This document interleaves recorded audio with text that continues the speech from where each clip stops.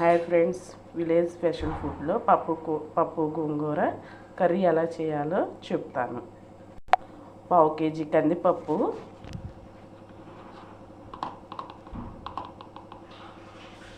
పసుపు, spoon oil, cut చేసిన tomato, 2-3 లేదా పచ్చిమిర్చి, శుభ్రంగా కడిగి తీసుకున్న గోంగూర, శుభ్రంగా కడిగి తీసుకోవాలండి. వాటర్లో 1-2 సార్లు శుభ్రంగా కడిగి తీసుకోవాలి. తీసుకుని కుక్కర్ పెట్టి 4-5 విజిల్స్ వచ్చిన దాకా ఉడికించుకోవాలండి.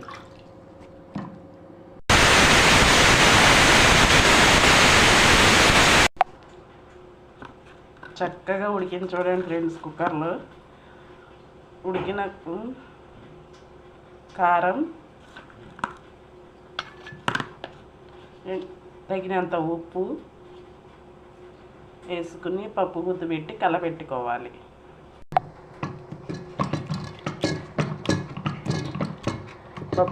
పప్పు గోంగూర మెత్తగా కలిసేలాగా కలబెట్టుకోవాలి. చక్క మొత్తం కలిసేలాగా ఇలా చక్కగా మెత్తగా కలబెట్టుకోవాలి. పోపు పెట్టుకుందామండి. దీన్ని పోపు చూపిస్తాను.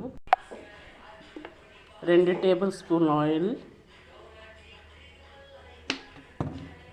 1 టేబుల్ స్పూన్ పోపు దినుసులు, చిన్నుల్లిపాయి, ఎండుమిర్చి,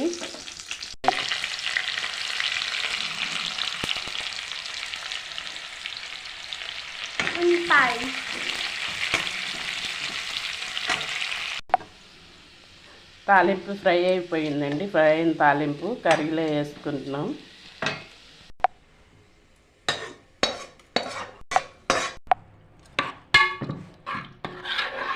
మొత్తం మిక్స్ చేస్తున్నాం పప్పుని. ఈ టైంలో ఉప్పు సరిపోయిందో లేదో చూసుకుని ఉప్పు కూడా కలుపుకోవచ్చండి. అంతే ఫ్రెండ్స్, పప్పు గోంగూర అయిపోయింది.